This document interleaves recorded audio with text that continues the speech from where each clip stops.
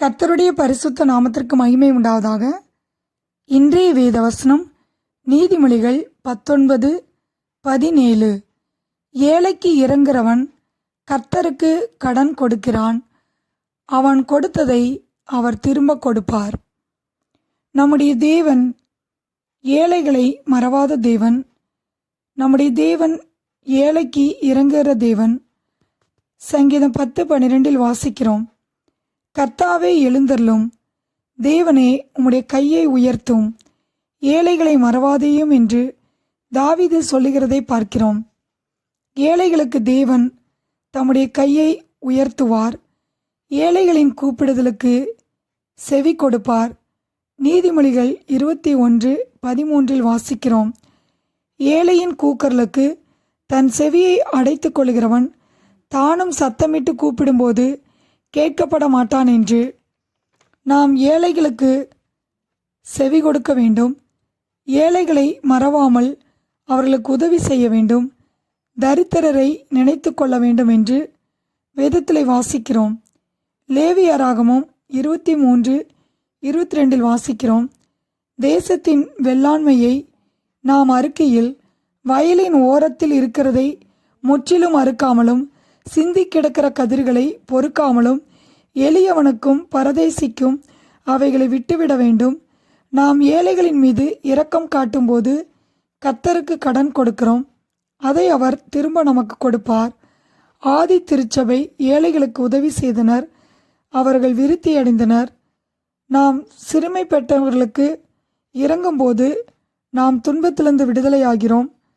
சங்கீதம் 112:5 வாசிக்கிறோம், இறங்கி கடன் கொடுத்து உதவி செய்யும்போது நாம் ஒருபோதும் அசைக்கப்படுவதில்லை, பாக்கியவான்களாய் இருப்போம்.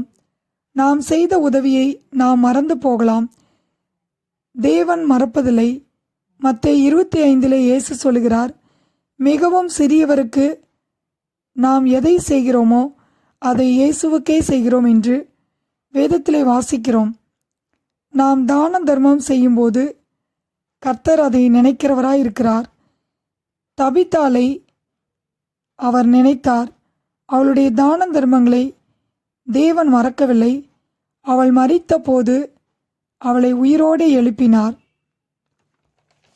கொர்நேலியு ஏழை எளியோருக்கு தான தர்மங்கள் செய்தார். அப்போஸ்தலர் 10 வாசிக்கிறோம், அவனுடைய தர்மங்கள் தேவனுக்கு நினைப்பூட்டுதலாக அவர் சந்நிதியில் எட்டினது என்று. கொர்நேலியுவை தேவன் ஆசீர்வதித்தார். அவனும் அவன் குடும்பத்தாரும் இரட்சிப்பை பெற்றுக்கொண்டனர்.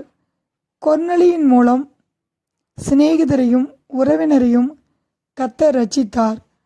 ஆம் பிரியமானவர்களே, நாம் நம்முடைய வாழ்க்கையில் ஏழைகளை மறவாமல் இருக்க வேண்டும்.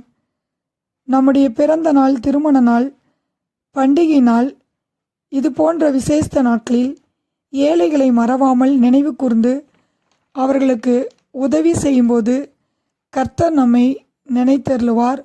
கர்த்தர் நம்மை தழைக்கச் செய்வார். நீதிமொழிகள் 19:17 வாசிக்கிறோம், ஏழைக்கு இறங்குகிறவன் கர்த்தருக்கு கடன் கொடுக்கிறான், அவன் கொடுத்ததை அவர் திரும்ப கொடுப்பார். கர்த்தர் தாமே இந்த வார்த்தையை ஆசீர்வதிப்பாராக. ஆமேன்.